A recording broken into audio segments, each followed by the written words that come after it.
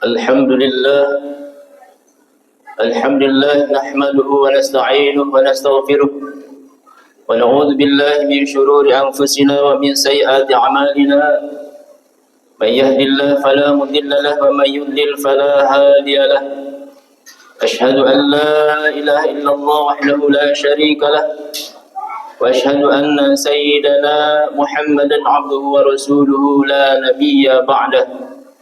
اللهم فصل وسلم وبارك على سيدنا محمد الفاتح لما أغلق والخاتم لما سبق ناصر الحق بالحق والهادي إلى صراطك المستقيم وعلى آله وصحبه حق قدره ومقدار العظيم. أما بعد، معاشر المسلمين، أوصيكم ونفسي بتقوى الله وطاعته، فإن الله مع الذين تقوا والذين هم محسنون. قال تعالى في كتابه الكريم: أعوذ بالله من الشيطان الرجيم، بسم الله الرحمن الرحيم.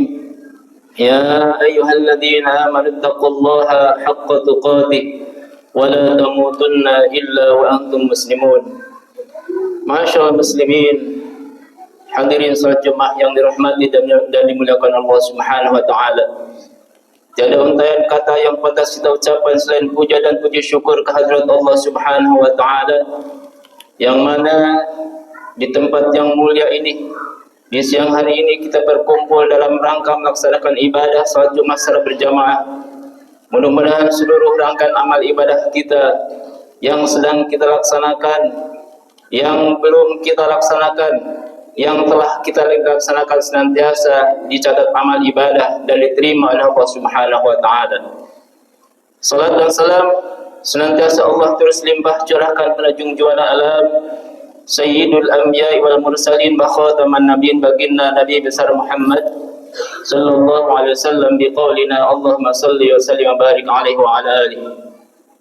Pada keluarga juhad dan juga sahabat dan juga seluruh umat yang terus istiqamah menjalankan sunnah-sunnahnya, mudah-mudahan yaumil qiyamah kita sama-sama kelak mendapatkan syafaatul uzma dari baginda Nabi besar Muhammad sallallahu alaihi wasallam. Masyaallah hadirin rahimakumullah, lewat mimbar ini khatib berwasiat khusus untuk diri pribadi, khatib sendiri, umumnya para jemaah sekalian, marilah kita tingkatkan kualitas iman dan takwa kita kepada Allah Subhanahu wa taala. Itu dan takwa yang sebenar-benarnya imtithalu amrillah wa jitnabun nawahi, menjalankan perintah-perintah Allah Subhanahu wa taala dan menjauhi larangan-larangan Allah Subhanahu wa taala. Karena dengan takwa kita bisa mengembangkan serta menumbuhkan amal soleh kita sebagai pembuktian kita keimanan kita pada Allah Subhanahu wa taala. Karena baik dan buruknya perbuatan manusia adalah cerminan keimanan seorang terhadap Allah Subhanahu wa taala. Begitu pentingnya takwa kepada Allah Subhanahu wa taala sehingga Allah sampaikan dalam Quran surat Al-Baqarah, wa tazawwadu fa inna khairaz zadi taqwa. Berbekalah kalian, sebaik-baik bekal adalah takwa kepada Allah Subhanahu wa taala. Dan begitu kemuliaannya seseorang di hadapan Allah Subhanahu wa taala, Allah sampaikan, sehingga Allah sampaikan barang siapa bertakwa kepada Allah Subhanahu wa taala, siapa yang dimuliakan Allah Subhanahu wa taala adalah orang yang bertakwa di sisi Allah Subhanahu wa taala. Kemudian Allah akan menjamin kehidupan kita baik di dunia maupun akhirat. Wa may yattaqillaha yarzuqhu min haitsu la yahtasib. Wa may yarzuqhu min haitsu la yahtasib. Barang siapa bertakwa kepada Allah Subhanahu wa taala, Allah akan berikan jalan dari segala permasalahan kehidupannya, dan Allah akan berikan jalan keluar dari dan Allah berikan rezeki dari arah yang tidak disangka-sangka. Masyaallah hadirin rahimakumullah, manusia adalah ciptaan Allah yang diciptakan dalam bentuk yang terbaik. Manusia diciptakan dengan bentuk fisik yang indah, juga diberi perangkat yang lunak yang sempurna, yakni akal, pikiran, dan juga rasa dan karsa atau kehendak. Dan manusia berbeda dari makhluk-makhluk Allah yang lainnya. Malaikat diciptakan hanya dibekali akal tanpa diberi syahwat dan nafsu. Kemudian hewan hanya berikan syahwat sehingga hidupnya ia senantiasa melaksanakan keinginan badannya saja. hanya memikirkan makan dan minum dan berhubungan badan dan segala sesuatu yang bersifat jasmania. Kemudian juga syaitan hanya diberikan nafsu oleh Allah Subhanahu wa taala sehingga hidupnya ia senantiasa ingkar akan nikmat-nikmat Allah Subhanahu wa taala. Manusia sebagai ciptaan Allah, bentuk yang terbaik, Allah sampaikan dalam Al-Qur'anul Karim. Di dalam surat At-Tin Allah menyampaikan, A'udzu billahi minasyaitonir rajim. Bismillahirrahmanirrahim. Laqad khalaqnal insana fi ahsani taqwim.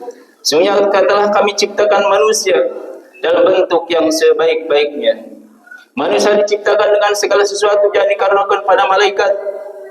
Manusia diciptakan dengan segala sesuatu yang dikaruniakan pada hewan. Juga manusia diciptakan dengan sesuatu yang dikaruniakan pada syaitan, yakni berupa akal, pikiran, dan juga syahwat dan hawa nafsu. Oleh karena itu kehidupan manusia lebih dinamis, karena manusia berjuang dalam tarikan antar ketiganya, yakni manusia bisa menjadi seperti malaikat, hanya tunduk dan patuh akan perintah-perintah Allah Subhanahu wa taala. Coba kita lihat dan sering mendengar dari para ulama kita menyampaikan bahwasanya manusia dari zaman para nabi, para sahabat, para aulia Allah, para ulama-ulama yang tidak pernah memikirkan masalah dunia, hanya beribadah pada Allah Subhanahu wa taala. Karena mereka paham, karena mereka tahu bahwa semuanya dijamin oleh Allah Subhanahu wa taala, bahwa kehidupan dunia sampai akhirat mendapatkan jaminan kebahagiaan dari Allah Subhanahu wa taala. Juga manusia bisa menjadi hewan, seperti hewan buas, hanya memikirkan keinginan pribadinya, memikirkan keluarganya, memikirkan kelompoknya tanpa melihat kekurangan para tetangganya yang kelaparan, tanpa melihat saudara-saudaranya yang kesengsaraan. Yang ia pikirkan hanyalah kelompok, keluarga, dan pribadinya. Hadirin rahimakumullah, juga manusia bisa menjadi seperti syaitan. Ia tidak pernah beribadah pada Allah Subhanahu wa taala. Ia hanya makan diri, menyombongkan diri, bahkan ia angkuh di hadapan Allah Subhanahu wa taala. Maka dari itu, kita jangan sampai menjadi orang-orang yang seperti hewan. Jangan sampai kita menjadi orang seperti syaitan. Mudah-mudahan kita diperkarunakan Allah Subhanahu wa taala untuk menjadi orang-orang seperti malaikat. Amin ya rabbal alamin. Masyaallah, hadirin rahimakumullah. Dalam kitabnya Al-Imam Ibnu Hajar Al-Asqalani menyampaikan, Rasulullah sallallahu alaihi wasallam bersabda, ada 4 permata dalam tubuh manusia yang dikarenakan Allah Subhanahu wa taala.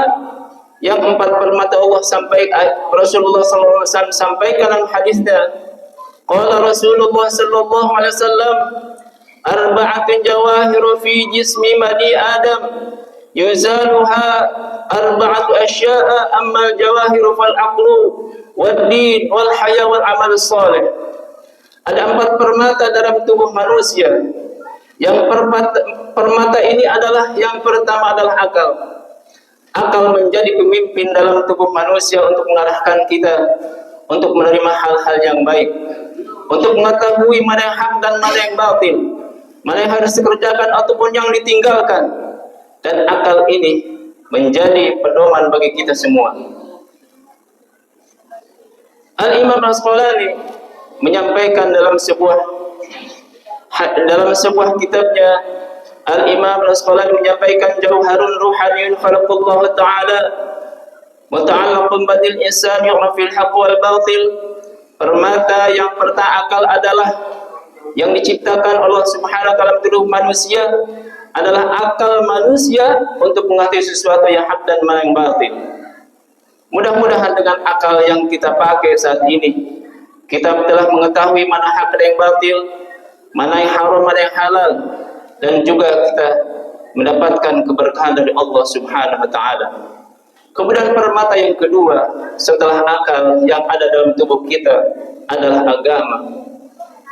Agama adalah pedoman bagi kehidupan manusia, bagaimana menjalani kehidupan manusia bagaimana mengendalikan kehidupan manusia dengan syahwatnya, bagaimana manusia mengendalikan akalnya, sehingga kita mendapatkan agama yang hanif, agama yang lurus, agama yang mendapatkan ketenangan di dunia wal akhirah, dalam lahir dan batin kita.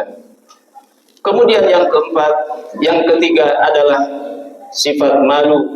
Sifat malu adalah merupakan sesuatu yang ditimbulkan oleh agama, sehingga para alim ulama membagi malu menjadi bagian. Yang pertama hayaun nafsiyun, kemudian yang kedua hayaun imaniyun.